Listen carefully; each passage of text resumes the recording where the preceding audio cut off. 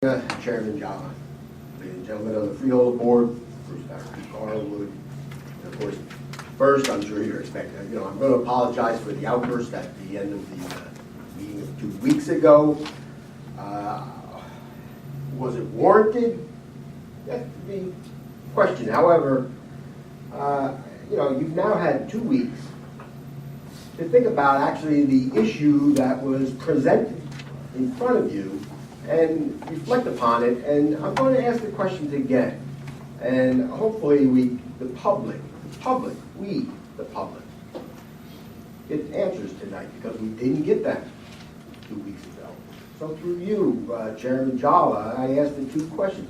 This is about Freeholder Mirabella having a second job as business administrator in Scotch Plains. And I was asking Council Barry, through you now, I have to ask you through you, I understand. Is that a conflict of interest? What is the basis of the opinion that's going to be rendered by Council Barry? And does Freeholder Mirabella, is he not going to be able to vote on the budget? Because at that point, he's neutered, and he shouldn't be a freeholder, and he should be stepping down. So the public, again, 2 weeks ago, never got an answer. Here we are again. So we're asking that question. By the way, whatever the outcome, I will not give an outburst at the end of the meeting, and that much I understand. Every once in a while, the public does get frustrated. At least one person in the public gets frustrated. So, I'll tell you ahead of time. Whatever it is, I'll contain myself. Maybe I'll clap if I do it. But Freeholder Mirabella. Yes, thank you, Mr. Chairman. I don't often respond to public comment. Mr. Patterson and I have had our differences over the years, respectfully, typically. But we talked a little bit about, he talked about Read Across America, Dr. Seuss's birthday. That's a tradition that I've participated in for all 18 years I've been a freeholder, and maybe he isn't aware that happens typically, at least our portion of it, after hours. And I was joined by Freeholder Wright and Freeholder Granados, and many of the freeholders participated too, but I was there at least with those 2 freeholders at around 5:30 at night.